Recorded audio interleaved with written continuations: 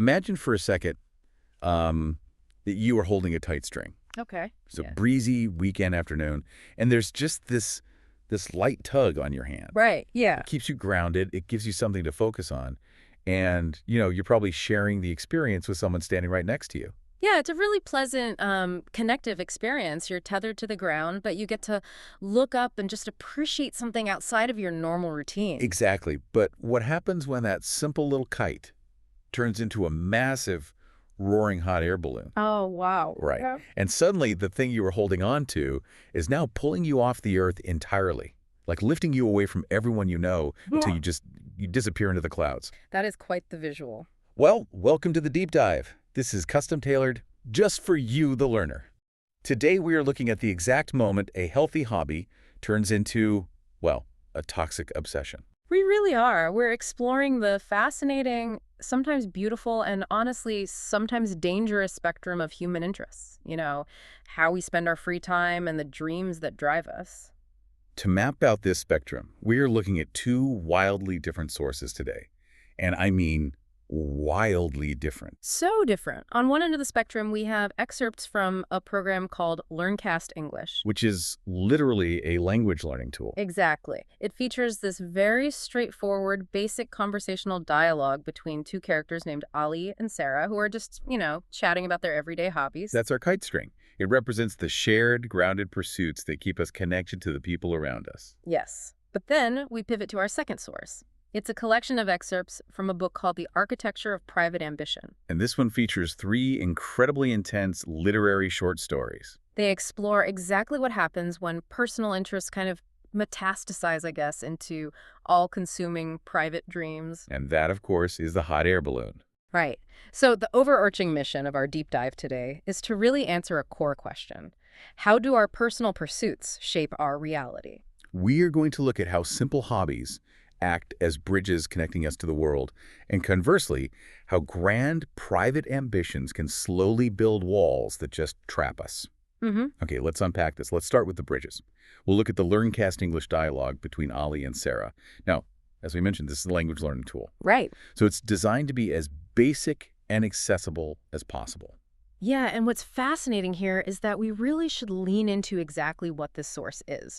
Because it is a language transcript, it strips away all the nuance, the irony, the complexity of normal adult conversation. Just the basics. Exactly. And in doing so, it accidentally reveals the absolute bare-bones mechanics of how humans bond. Oh, I love that. It's not actually about the specific activities they are discussing. It's about the psychological ping they're sending out to each other.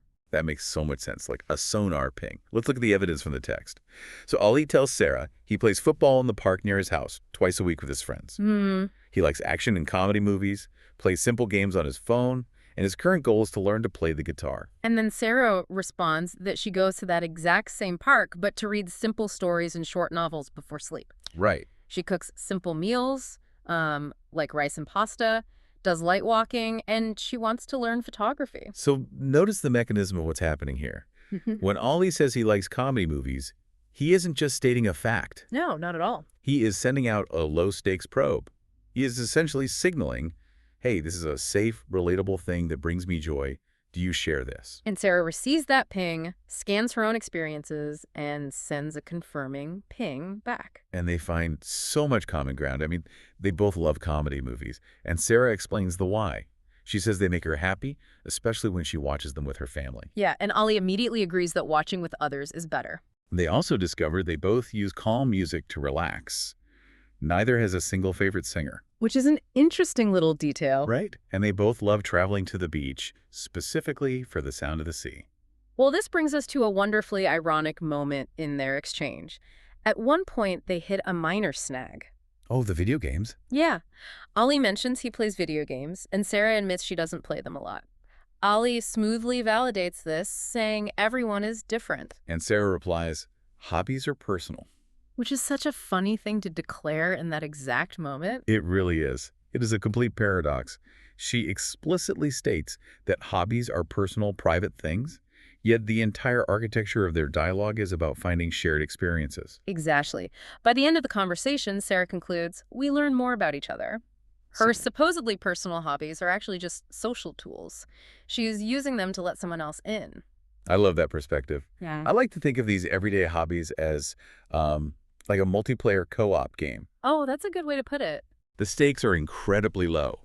Whether you are cooking pasta, listening to pop music, or kicking a football in the park, the primary goal isn't actually to achieve mastery or be the absolute best. No, the goal is mutual enjoyment. It's connection. It's about being in the same room, playing the same game. So I want you listening to think about this right now.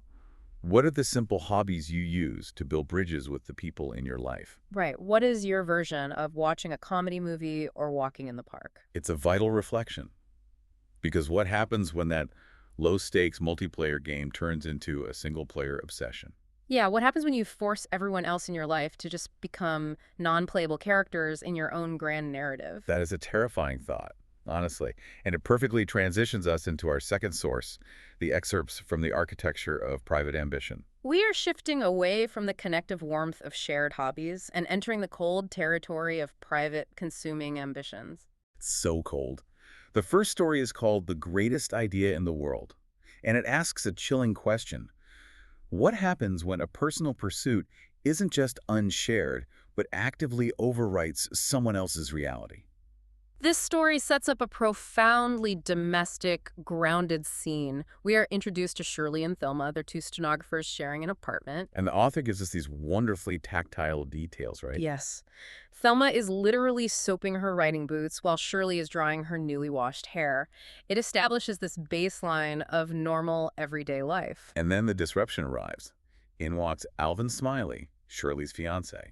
Alvin is a man completely possessed by a singular idea, He really is. He has decided he is going to win a $1,000 prize in a tire competition. which in his mind will finally allow him and Shirley to get married. Right. And he stands there and proudly reveals the name he has chosen for his winning entry, Atlantic City Tires. Atlantic City Tires. Now, Shirley's internal reaction is crucial here. The text tells us she secretly dislikes the name. Because it's an objectively uninspired idea. It really is.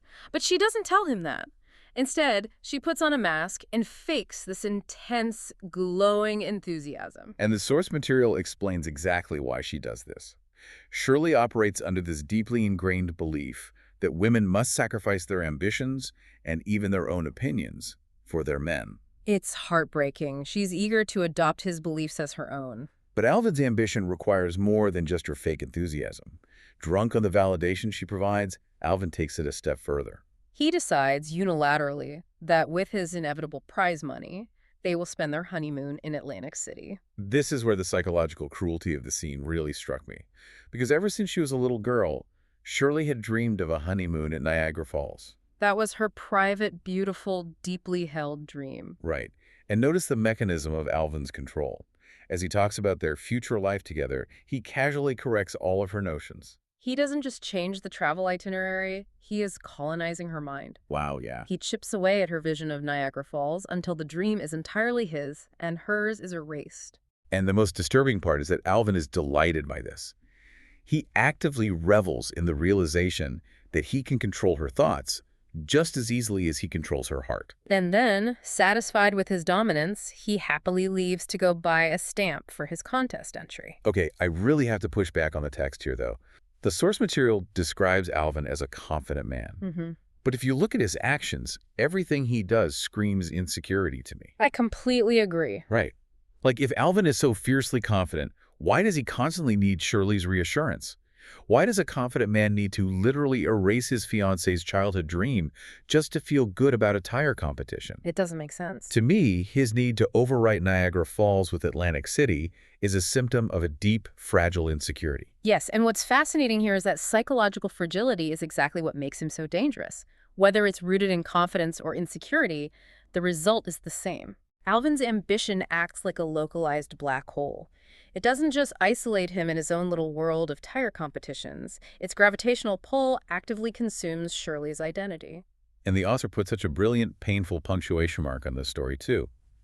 After Alvin leaves to buy his stamp, Shirley asks her roommate, Thelma, where she would like to honeymoon someday. Oh, this part. And Thelma, without missing a beat, casually replies that her own, rather obvious choice is Niagara Falls. Ouch. It's a brutal, mundane reminder of the normal, simple dream Shirley just allowed to be stolen from her. In that first story, we see ambition weaponized as a tool of control. But in the second story, titled North, the author explores a completely different mechanism of tragedy. Right, here the ambition doesn't control a partner. It simply causes a person to physically and emotionally vanish from the real world entirely. This story is so atmospheric. It's narrated by a daughter, looking back at the tragic love story of her parents, Thomas and Mary Hamblin. It opens with an incredible image. A sea captain arrives at their home in northern Idaho, delivering one of Thomas's notebooks, which had been found frozen solid inside an iceberg. To understand the weight of that frozen notebook, we have to look at their backstory. Mary was a preacher's daughter from Sumter, North Dakota. Right. She considered herself a wild woman who wanted a wild man. She met Thomas, and they bonded over this incredibly dark, romanticized, shared desire to simply disappear. But the reality of disappearing is very different from the romantic notion of it, you know? They move to Idaho, and Thomas begins leaving to explore the Arctic for months at a time. Yeah. When he is home, the text notes he loves Mary dearly, but he is fundamentally uneasy. He just doesn't fit into the domestic space. And Mary, despite her claims of being wild, finds herself deeply unhappy with her domestic life, just sitting around waiting for him. Then we hit the breaking point. Thomas develops an absolute obsession. He decides his next expedition won't just be a standard exploration. He is going to travel to the Arctic by hot air balloon. Notice the physics of Thomas's escape here. He doesn't just want to walk away horizontally. Right. He chooses a hot air balloon because it is a vertical escape. He literally wants to elevate himself above the horizontal, mundane reality of a house in Idaho. He completely detaches from reality. He spends all his time designing the balloon, writing to explorers, tinkering with supplies. The source mentions Mary watching him swim for hours and hours in a freezing lake nearby, actively questioning if he has lost his sanity. And in the midst of this intense isolation, Mary realizes she is pregnant. But she hides it from him. She waits for the perfect moment. Exactly. She is hoping that the news of a child will act as a psychological anchor, heavy enough to keep his balloon tethered to the ground. Here's where it gets really interesting to me. Think about the day she decides to tell him. She makes pancakes. Yeah. Such a small, desperate domestic gesture. She is cooking this quintessential, grounded, nourishing food, getting excited that this baby will finally convince him to stay. But before she can even drop the anchor, Thomas announces that he is going to change the world. Just like that. He walks out the door that very day, never returns, and Mary is left to give birth alone. It's devastating. If we connect this to the bigger picture, it reveals the true collateral damage of grand ambition. Look at Mary's reaction years later when that sea captain delivers the frozen notebook. Right. She refuses to see it as proof of her husband's death. Her steadfast, motherly belief is that the notebook is a clue to help find him. I was thinking about Thomas's mindset, and it's like he was living his entire domestic life inside a waiting room. Oh, wow. To Thomas, eating those pancakes wasn't his actual life. His actual life was up in the clouds over the Arctic. His family home was just the lobby he had to sit in until his hot air balloon was ready for boarding. And that raises an important question about the people left behind in that lobby. Thomas physically left, but his ambition trapped Mary in a state of eternal, unresolved waiting. She clings to that frozen notebook because acknowledging his death would mean acknowledging that her entire life was put on hold for a phantom. He floated away, and she is still standing there looking up, holding the frayed end of the string. Exactly. So we've seen ambition used to control, and we've seen it cause someone to physically abandon their reality. Which brings us to the third and final story, the hidden room. This one explores the darkest corner of our spectrum. What happens when the ambition fails and a person completely abandons reality to protect their own ego? We are introduced to Mr. Jolie. He is a high school English teacher in a small, depressing mining town. He has had an uneventful career, he has a drinking problem, and he desperately wants to escape his life. But unlike Thomas, Jolie isn't building a physical hot air balloon. His escape is entirely internal. Right. He has constructed this elaborate, all-consuming fantasy where he isn't a high school teacher in a mining town.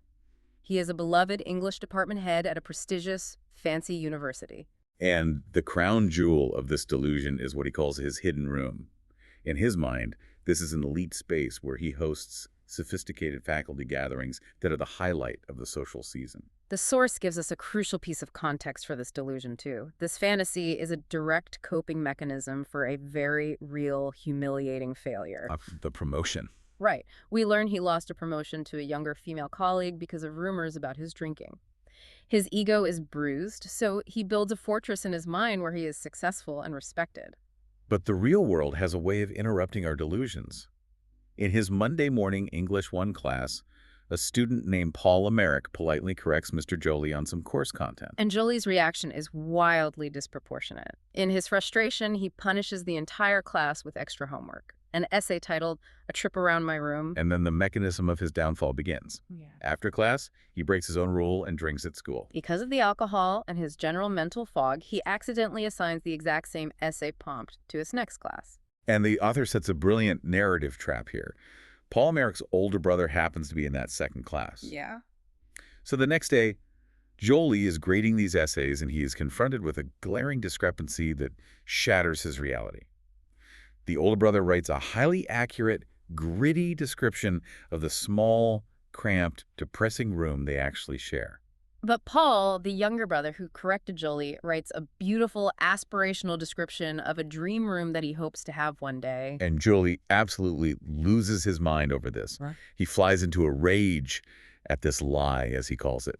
He summons Paul to his office, screaming at him, demanding that this young boy admit that his dream room will never, ever exist. It's a vicious, deeply uncomfortable scene. Well, let's look at the psychology behind his rage. Exactly, because I think Jolie isn't actually angry about the lie of the assignment. He doesn't care about pedagogical accuracy. No, not at all. Jolie is terrified by Paul's youthful hope, crushing Paul's dream. Forcing a young person to admit that their beautiful ambitions will never come true is Jolie's twisted way of validating his own failures. Right. If Paul's dream room is impossible, then Jolie doesn't have to feel bad about the fact that his own life turned out to be a disappointment. Yes, and Paul's reaction to this screaming adult is incredibly profound. Paul, in a moment of brilliant clarity, realizes exactly what is happening. The source notes that a look of superiority crosses Paul's eyes.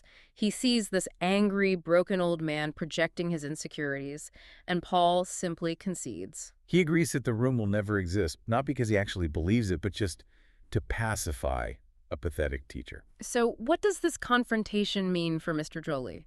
Does this jarring reality check wake him up? You would hope so. But no. The cognitive dissonance required to maintain his delusion is too strong.